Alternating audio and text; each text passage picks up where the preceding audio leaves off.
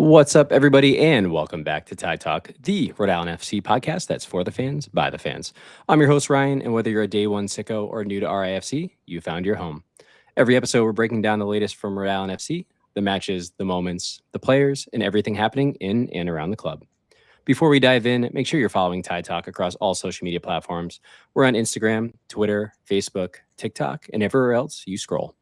Stay locked in for updates, exclusive content, and all things Rhode Island FC. If you're joining us live on YouTube, please say hi and share your thoughts in the chat. And if you're listening on Apple Podcast, Spotify, or wherever you get your podcast, please take a second to like, subscribe, and leave us a review. It helps us grow and bring you even better content every single week. All right, everybody, let's cozy up. Let's crack a beer. And let's dive into this one. Tonight, folks, we are back after a long hiatus in the away end to preview our match against Brookyln FC. I'm joined by Remy Lupica, director of the Brookyln Football Foundation. Remy, how are you tonight? I'm good, and I feel like I got to put my bona fides out there because like a few seconds behind you, but I'm going to crack a treehouse with you. Oh. I'm still a Boston boy at heart, even though Brooklyn's my home now. This is too good no matter where it's from. So. Man, now I'm very jealous. I'm jealous of you. You can drive there if you want. Fair. Right now, it takes a whole set of logistics for me. And just to play ball, I figured I'd throw an OB's wow, jeez, a little bit of Rhode Island. I mean, I try to be your host, and me got to be a good guest. It's beautiful. So if you guys can't tell, Remy and I, we go back a long way. We used to work together up in Boston, but he has found his way into Brookyln. So Remy, as we get started here, could you let us know, like, how'd you get involved with Brookyln? What is your role there? Just anything you kind of can tell us there. Yeah, absolutely. So I got very excited as soon as I heard that Brookyln has its own team. I think New York is massive. It's a huge, huge city. Some people have said that. Yeah, it's a little known fact. The boroughs each are themselves massive cities. Like Brookyln has 2.7 million people, and it makes a lot of sense to have a team for its own because it's so culturally distinct, has all this history and all that.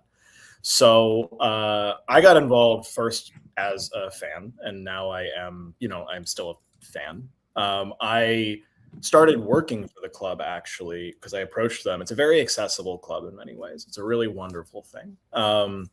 So I showed up to a fan event and kickstarted their fan experience department back prior to basically the year 2025.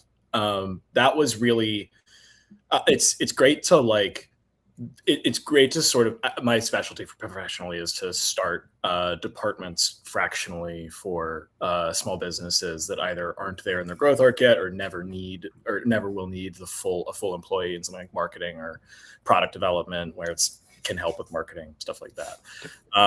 Sports is like the product is the marketing in many ways, and that's not just on the field.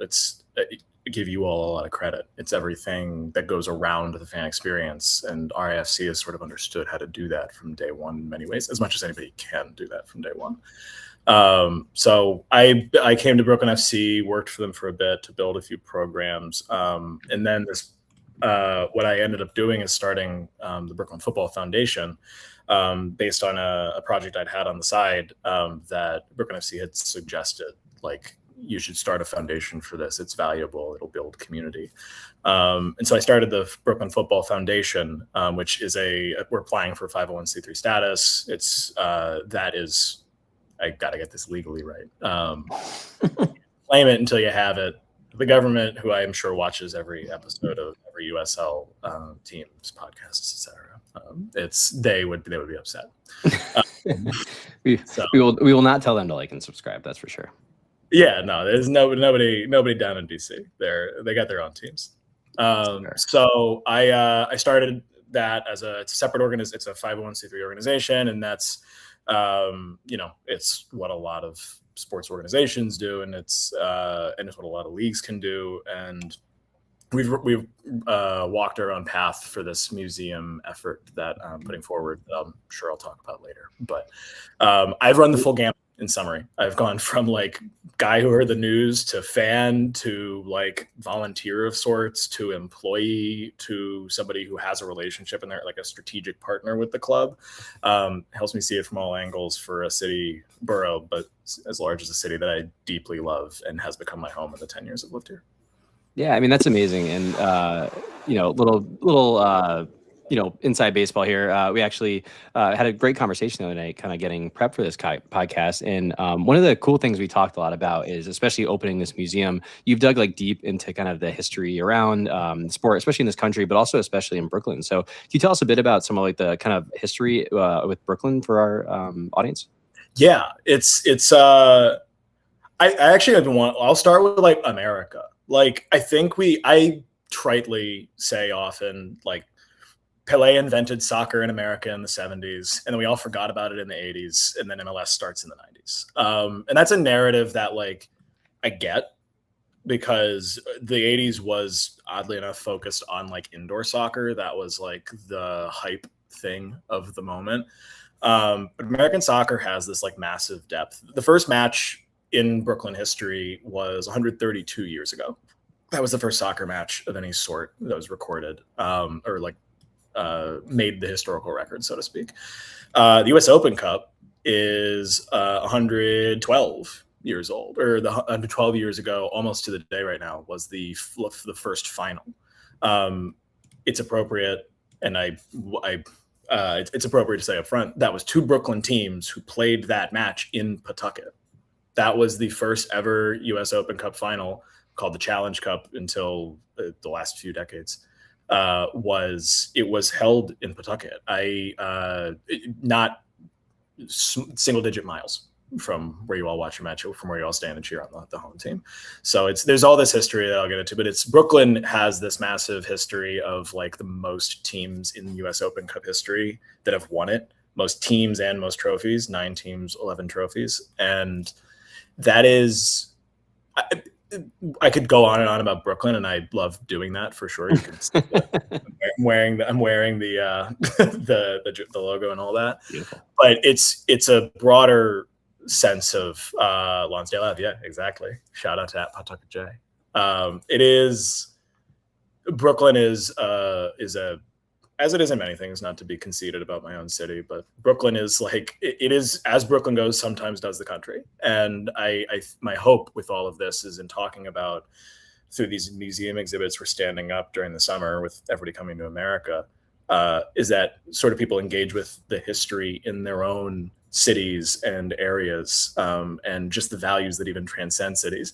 And Rhode Island is like a very historic state, and Pawtucket a very historic city in the history of the sport in this country.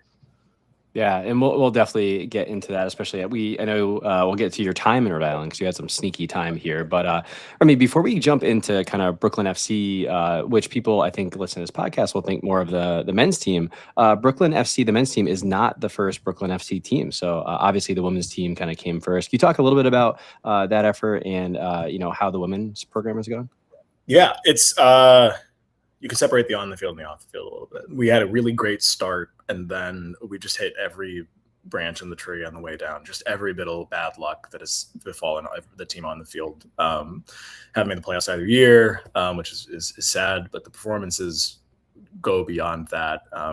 The existence, there are only a few. We're strange, right? As a country, we have. I'll pick Louisville as a wonderful soccer city. You have the same ownership group that has Racing Louisville on the women's side and then Lou City FC on the men's side. The color schemes are aligned. The logos are very, very obviously matched, but they're not the same.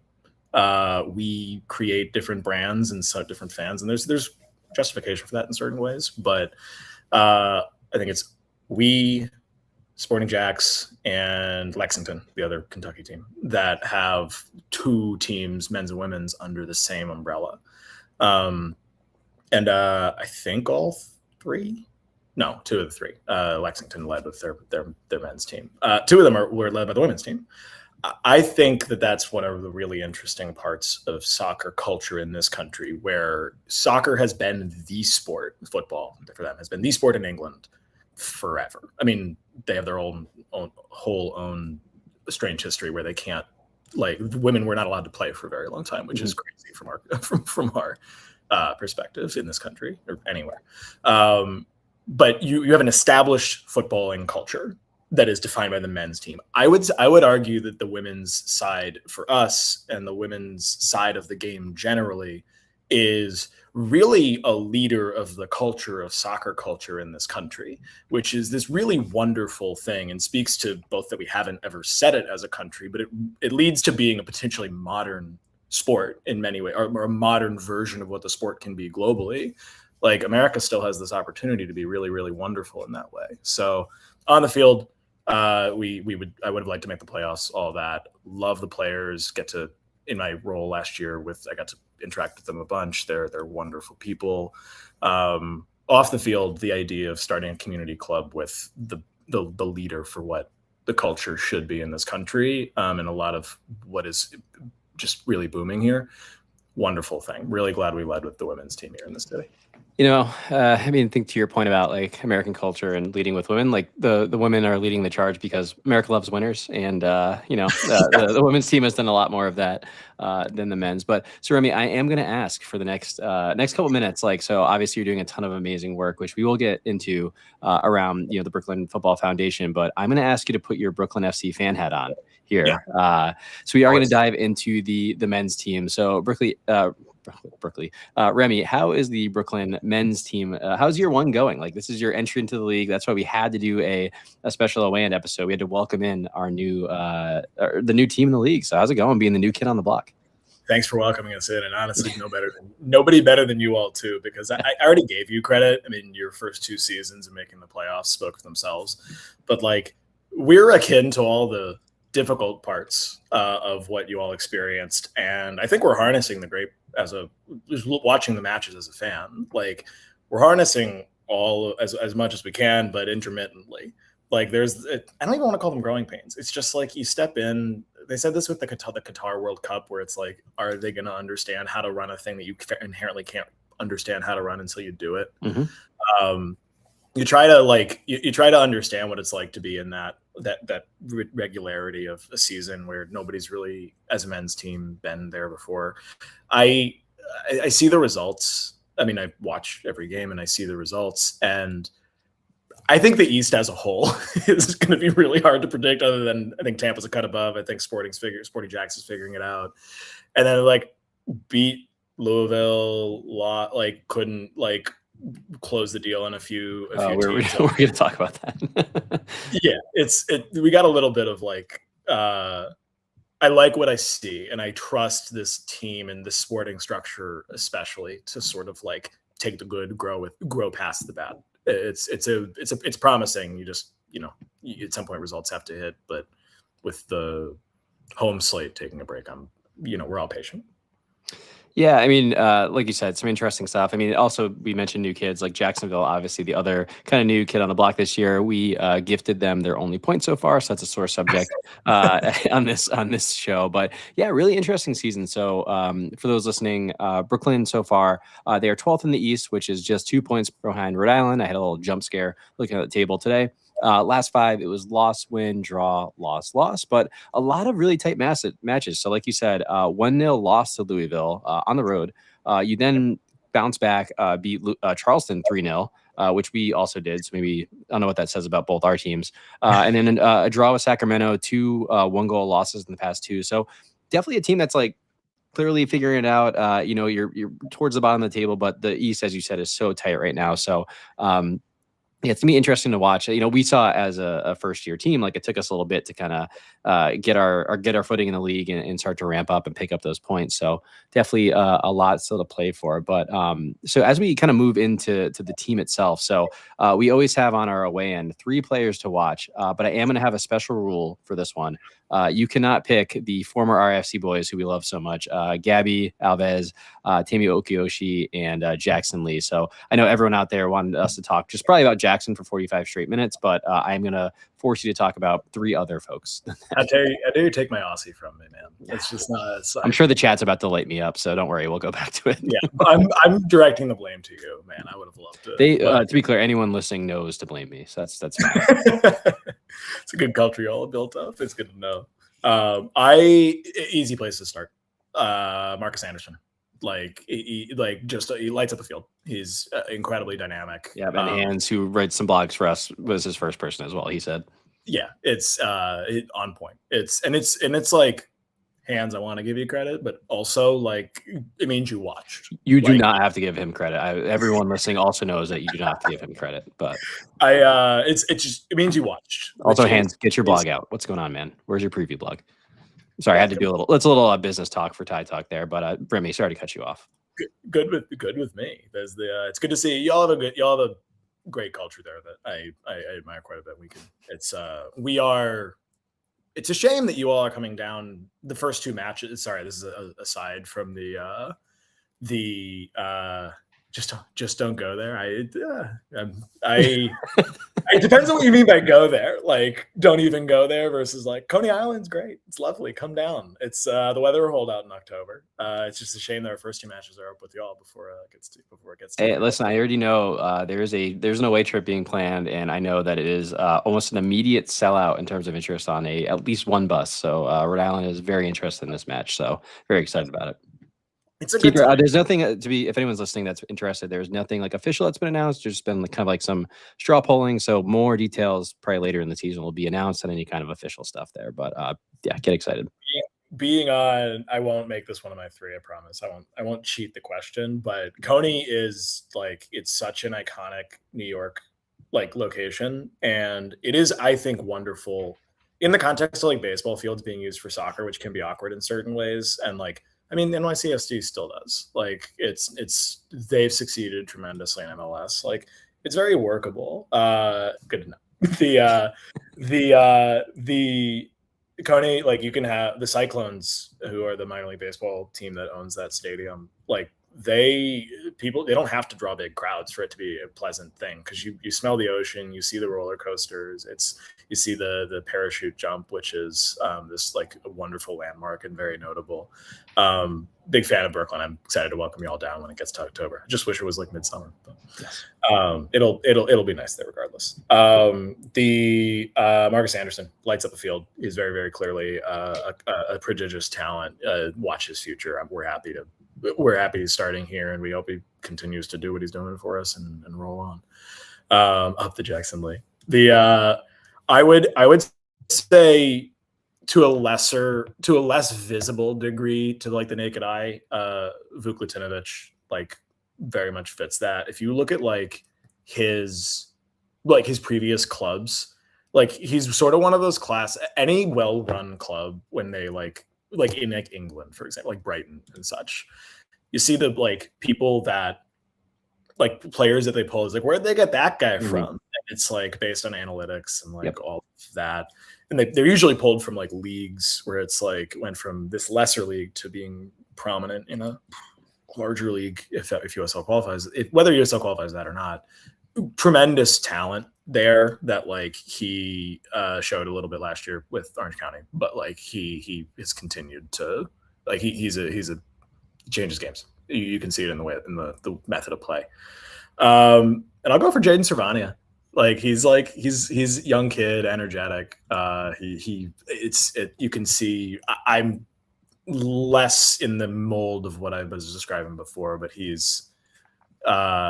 provides a lot in terms of like where the team seems to be. I would say motivation. It's classic Boston sports radio answer on that one. But hey, you're a Boston kid at heart, so I get it. Yeah, exactly. Do they want it? It's like you can see it with them. You can see it with a lot of them. It's a really well run crowd. Brian McBride knows what he's doing. Marlon, honestly, if I wanted to cheat the question, Marlon, the head coach, he's brilliant. So. Awesome. And for people in the chat, so I said Remy could not pick any of the Rhode Island FC boys, so knock it off. Great question for Pawtucket J, though. Do you guys do the Jackson Lee chant that we had for him, which is not like our chant specifically for Jackson Lee? It was the Aussie, Aussie, Aussie, oi, oi, oi. I think we gotta get that going with the new supporters group because I think they're still building that up a little bit. There's a history of their own history. They are an independent fan group that has been building theirs very specific, deliberately, and I think they've been looking for chants like that. They need to. I don't think it's as notable or known by them as you and I talking that we have as many former RAFC players, and like the idea that you like stand on the shoulders of giants. And, or on somebody's shoulders. Like we got some chance, use them. I love it. And honestly, it's a really good place to kind of segue here with the supporters group. So a little bit of segue before we go into the match itself. But as I alluded to earlier, you had kind of like an undercover, sneaky trip to Rhode Island last year to kind of do a little, I don't know, investigation. I don't know what you're up to, but I got to see you there. How did you find the match? How did you find the atmosphere? I know you were kind of around Defiance 1636, like really checking that out. So what'd you think about it? To clarify exactly when I was there, I was the second most undercover person in the stadium, depending on how you define in. Because I'm furious I didn't catch Kano on the roof at the end of that was that game. That was the game I attended. And as a guy who grew up watching him on the Revs, I was enjoying that tremendously when I saw it afterwards. It's really funny. That might have been the high point of our season. We keep trying to talk about like what was the high point of last season. That might have been it. Kano on the roof with a nice win. So, but continue, please. Everybody needs their Bobby Valentine moment, right? Yes. It's the ridiculousness that it can. I like the protest in that way. So it was fun. Love the atmosphere. I think it was. I'm trying to remember what day of the week. I think it was a Friday match. Like it wasn't like a midweek, but it was something off from a typical weekend sort of thing. It was great. I loved it. Stadium's excellent. You can tell like it's my buddy from high school lives now in Pawtucket. Like I think we walked 15 minutes from his house to the stadium. And so like I got to see and experience that it's like it's what you want out of like it's why people love the Packers. Like the Packers, like even beyond Packers fans, it's like Lambeau being some set in soccer does that better than any sport. It's I'll take it, Matt. Thank you. It's gotta rep New York. It's really like it's notable when you see clubs being involved in the community implies like public service, integrated into the community, and the stadium's a big part of that. The fan group being organic. It's thanks, Kaylin, whoever you are. It's my girlfriend. Okay, I was like, wow, great. I should have just let that roll. I love what the club. It's what I would argue soccer is succeeding as. Like minor league baseball is retrenching or restructuring a little bit, and it's always represented the heart of like sports as a center for a community.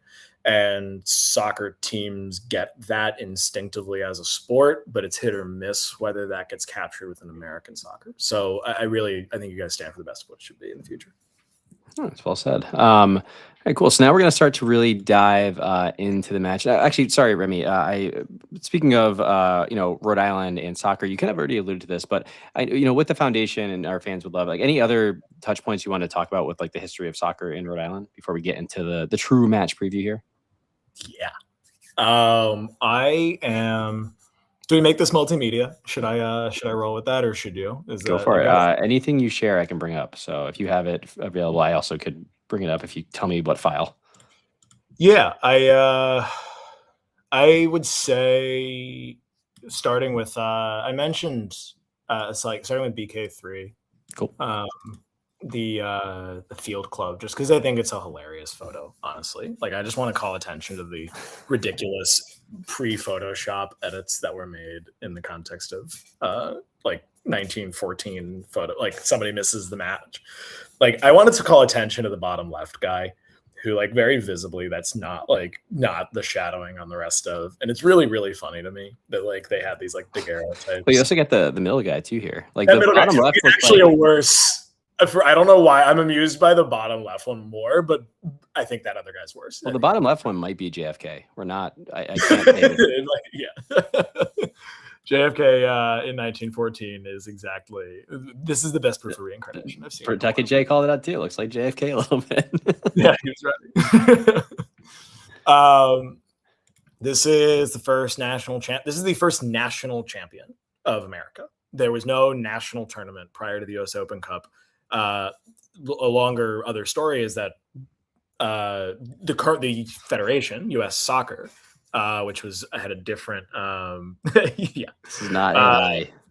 I have held this photo in my hands, and it is old enough that somebody did a very good job if they were trying to pass it off as something old. I personally scanned this.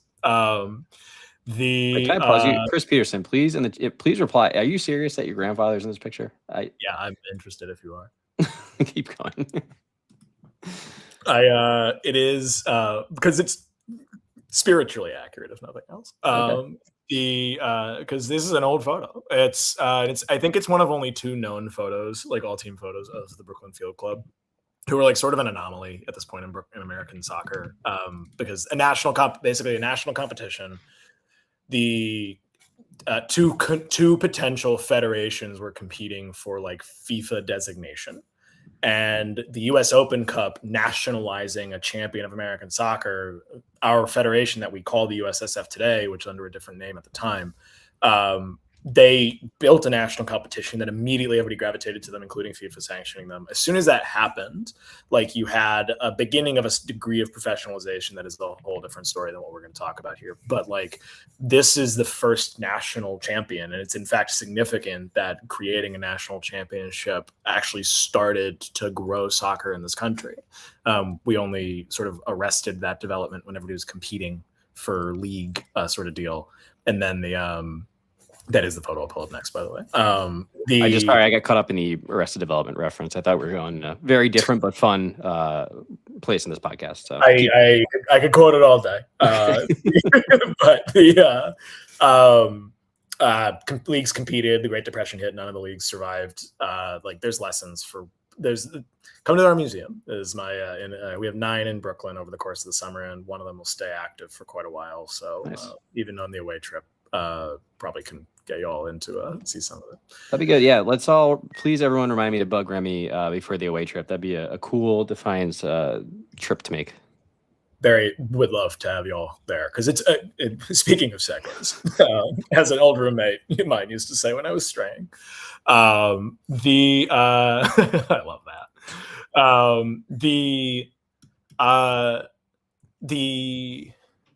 I'll go to BK4 first, because there's a really interesting thing here, where actually don't worry about it. I'm pulling you apart too far afield. The interesting thing that's interesting in BK4 is like there is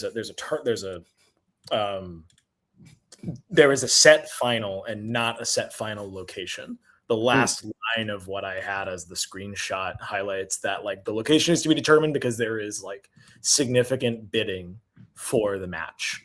And Pawtucket ended up winning that bidding. I have no historical record of what the bidding entailed, but it's mentioned there that there was not a set location.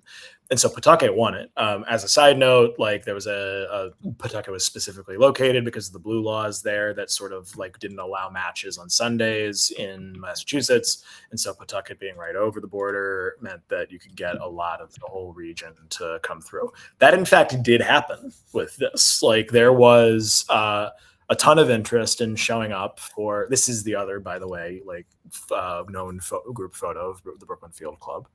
And prior to them playing against a fierce rival Brooklyn Celtic, like this, even before, like two Brooklyn teams came up to Pawtucket to contest the first ever national championship, which is this very crazy, like, signal of how much interest there was in the game. It's on one of the later things. I'm spoiling my own future things, but like 6,000 people came to the game, which is the largest crowd up to that point that had ever seen a professional soccer game in New England. So there was this Pawtucket was a good choice. Like there's a lot of like really, really, there was a lot of fervor over 100 years ago. We under a week ago hit the 16th was the 112th anniversary of the first final, which is when we launched our museum publicly. The Pawtucket was the start of that. So I give you all a lot of credit. The other media clips are like highlighting that the teams hated each other. It's really funny. Like one of them decided to travel by steamship, and then the other team heard that and was like, no, we're going to travel by land because screw you guys. And I'm like, is this like old roasts where like the joke is super like mean or just don't mean anything now. Like I still struggle to understand how that was a slight, but everybody said it was a slight. And everybody was wondering about that. So a lot of history on Rhode Island, and it's tied in with Brookyln. There's a lot more to it than that. Y'all should be really proud of your soccer history, and y'all are a good latest to deal with it. That's awesome. And Remy, you get a lot of this is cool in the chat.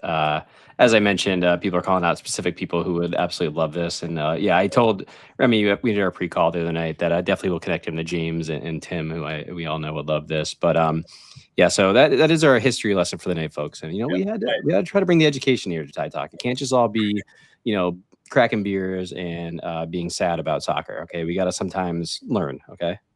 The two are not incompatible. Though the history is what brings the community into things. Especially like there's a legacy of this sort of stuff. It's that's a very good question. I think you have to switch horses. You got to think. It's good.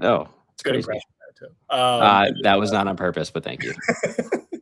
I will say that like connect me for sure. I've said this before, but I'll say it on camera. Like my hope is that like a lot of what we're doing in Brookyln is like that can be done in different ways, but in a similar mission in just so many cities across the country. Like there is a serious baseball gets the credence for its history that like any historian is like, yes, baseball is signal sport in America. Soccer is that. It's just a different history that's more immigrant centered and a lot more like hard to wrangle because it's everybody. It's the melting pot. So Pawtucket's got a lot of that. I'm really hopeful that like people like you mentioned and anybody else that wants to do it, like it's really very valuable for you guys, almost more than any city your size anywhere. Awesome. Well, yeah, guys, definitely, please, if you're interested, reach out. I will happily connect you with Remy. But guys, we're going to get down to the nuts and bolts of this episode here. So if you are live with me here, please start dropping those score predictions in the chat. But we are going to kick it to Remy first in terms of Remy. So we talk about the keys to the matchup, right? So first up, it's like, what would have to take place for Brookyln to bring all 3 points home? And then the other side of the question is, what do you think would take place for Rhode Island FC to keep all 3 points in Pawtucket? I have conspiracy theories in my own head until right now. I'll tell you another thing. This crowd loves is conspiracy theories. So keep going with that. This is just scouting. Like this is just trying to get the opposing team to tell themselves.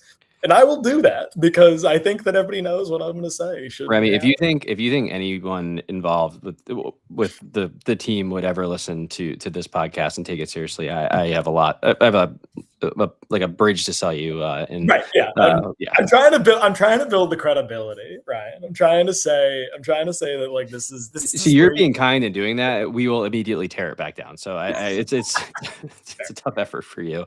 And yeah, people are repeating the multiple current conspiracy theories in terms of need chicken in the chat. I'll throw a few middle fingers to get this spicy again because we're focusing on field. The off the field stuff is not competitive. The 10 to 12 hours. That's just like a whole different. Yeah. To your point, Sarah mentions that we all need to keep perspective on this podcast. Never forget, folks. But Remy, continue on the scouting, please.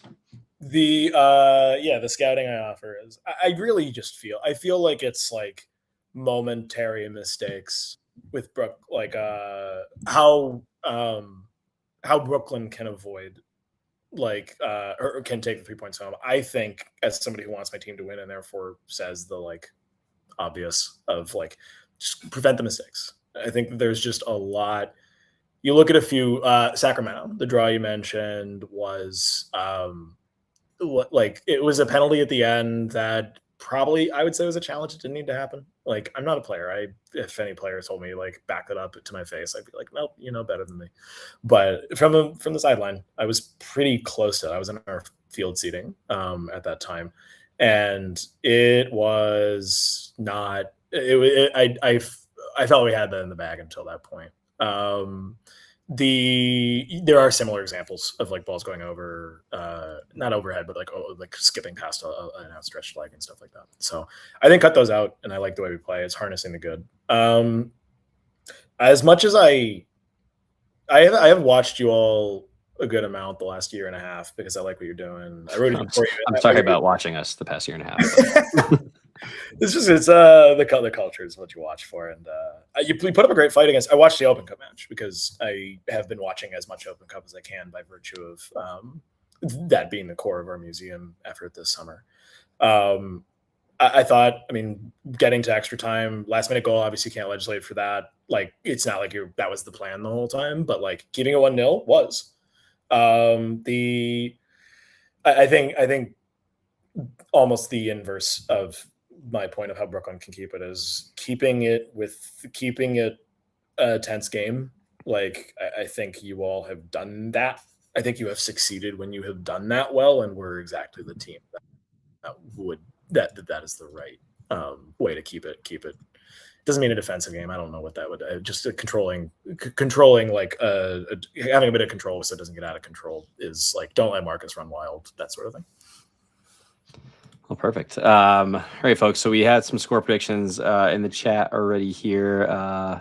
They're all jumbled. So we got 3-1 RIFC. I'm sorry, Jackson from Sarah. We have a lot of travel talk about how do you get from Brookyln to Pawtucket, which I love to see. Thank you, Frapp. We got Pawtucket J here with 3-1. Good guys. We got Frapp with 2-0 RIFC. We got Sean, who cannot believe you watch RIFC by choice. Remy, I mean, as the guest, I'll let you pick. Do you want to go first? Do you want me to go first? I'll go first. I've been punting enough. I will say also that I like, by virtue of still being at the stadium and all of that, like I actually end up watching far less than your average fan. So like I feel like I'm over prepared on like culture and like history. Like I'm excited to go back and just like watch matches. The away matches are wonderful because then I don't have to deal with any of the rest of it. And I get to actually watch things, which is nice. I'm going to 2-0 Brookyln.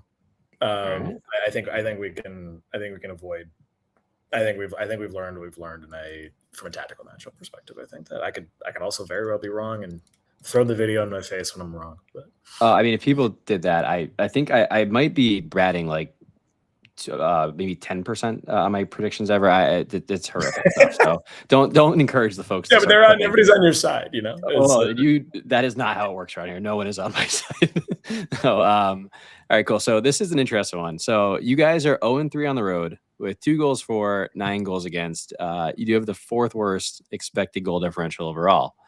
But this is kind of where the unstoppable force versus the immovable object comes into place, because Rhode Island FC is 1-3-1 at home, and we drew with Jacksonville, who are by far the worst team in the league, both on the stats, the underlying metrics, and the fake stats that RIFC puts out sometimes.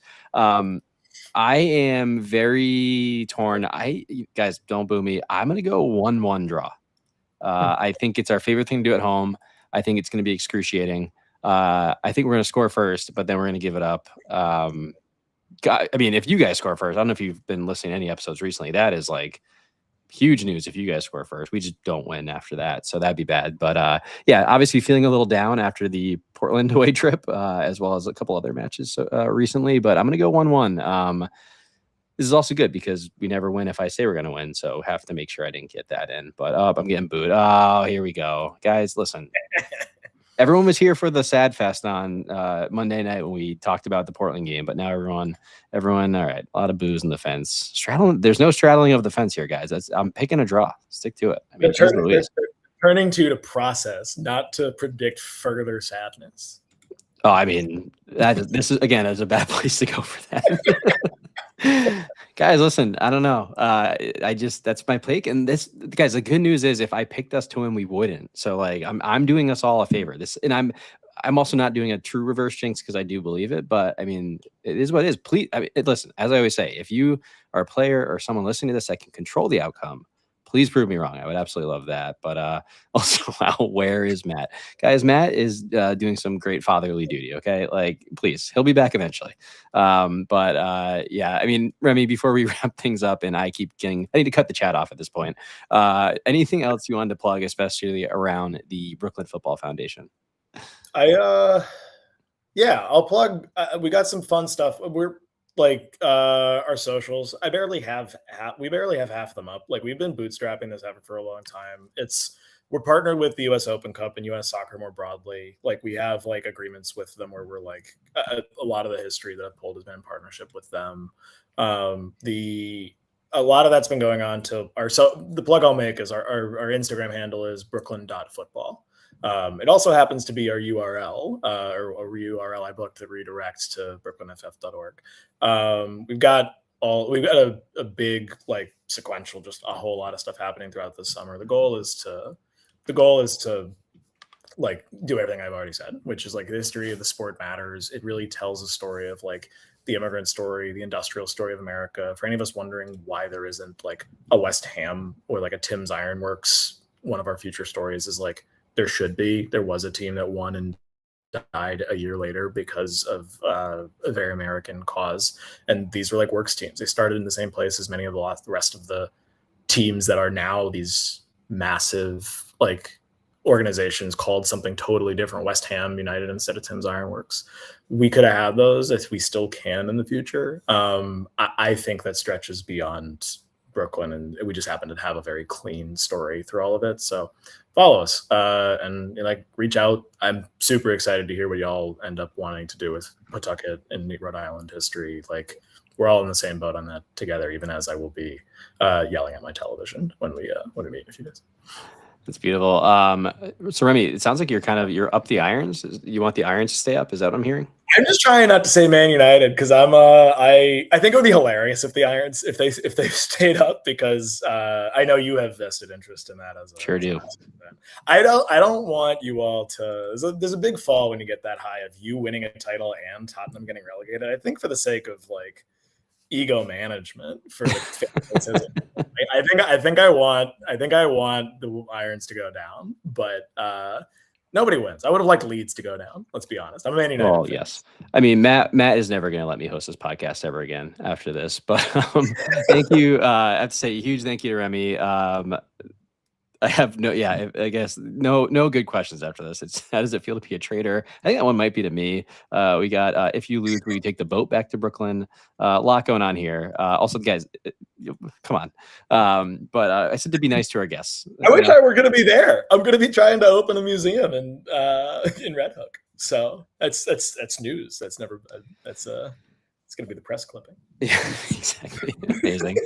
But so that'll wrap things up for this one, everybody.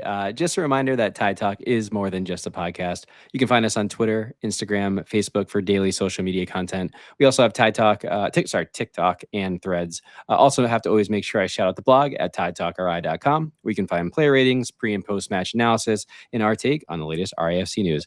I've been your host, Ryan, and a big thank you to Remy for joining me tonight. Please make sure you check out the Brookyln Foundation, both the socials, the website. We'll make sure we have that all linked out for you, and maybe I'll even throw some of these pictures up on our socials as well. There's really, really cool stuff, and huge thank you to Remy for bringing that to our show. But most importantly, thank you all for everyone who joined us live in the chat or anyone who supports the work that we do. We'll see you all next time, and as always, up the tide. Thanks for having me.